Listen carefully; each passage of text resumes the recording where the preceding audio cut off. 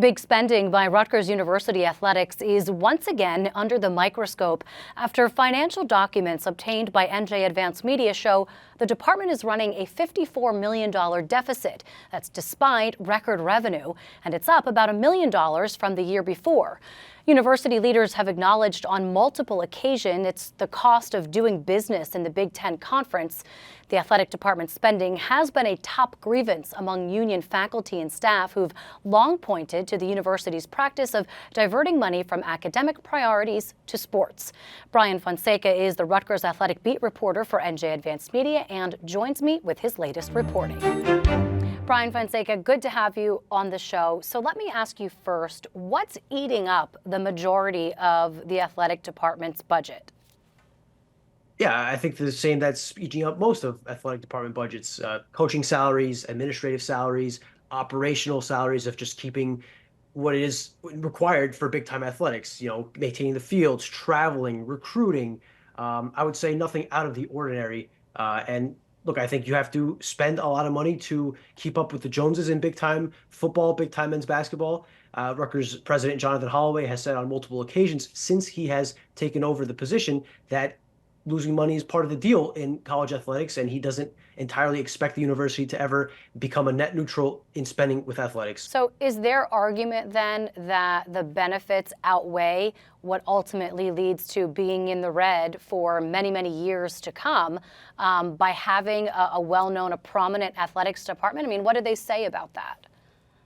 Certainly, I think the argument for any big-time athletic department is that athletics is sort of, in a way, a marketing budget. They are the front porch of the university. A school spokesperson used that analogy to me the other day when I asked for a comment on this report.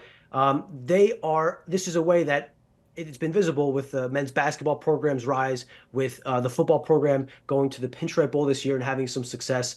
Rutgers is being talked about more and more among people in the sports world across the country, and particularly looking at men's basketball season next year when they have 2 top 5 potential NBA picks coming. That will be an even more, it will make Rutgers an even more popular thing talked about among sports fans. The other part of it also is the likelihood that the revenue they're going to be making being part of the Big Ten with the league expansion will continue to rise. They made something like $44 million in media rights this year. That is expected to rise to $75 million within the next 2 years once the Big Ten's current deal becomes actualized. This fiscal year report is from 2022-23. So if not in next year's report, certainly in 2 years' report, you will see a higher increase in the money received from the Big Ten. So essentially they're waiting on the revenues to translate to what is a long-term goal here by being in the Big Ten. But Brian, I mean, you know as well as I do, obviously the unionized faculty and staff held the university's first ever labor strike last year. A lot of what they were in contention about was the way that the school spends the money. Their argument was that they, quote unquote, rob the academics portion to pay for athletics. So how does this square with people on campus?